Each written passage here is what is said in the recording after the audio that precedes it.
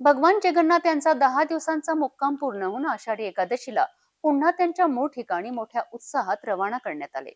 आचार्य निवास येथून मोठ्या उत्सवात भाविकांनी रथ ओढून जवाहर गेट येथील बालाजी मंदिरात दाखल झालेत.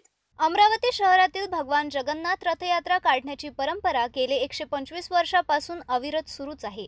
आचार्य परिवार वतीने ही परंपरा आजतागायत सुरूच आहे. जुलै महिन्यात भगवान जगन्नाथ यांचा रथयात्रा जवाहर गेट परिसरात असलेल्या जगन्नाथ मंदिर येथून काढण्यात येते.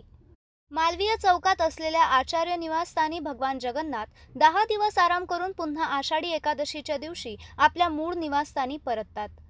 आषाढी एकादशीच्या सायंकाळी शेकडो भाविकांनी पूजा अर्चना करीत मोठ्या उत्साहात रथयात्रा काढण्यात आली. यात ढोल ताशाच्या गजरात जय जय जगन्नाथच्या नावाचा गजर करीत शेकडो भाविकांनी रथ ओढला. यात अनेकांनी फुगडी खेळत आपला आनंद साजरा केला. या सर्व कार्यक्रमाचे आयोजन लता आचार्य, हेमंता आचार्य, पद्मा आचार्य आणि भूमित्रा आचार्य यांच्या वतीने करण्यात आले.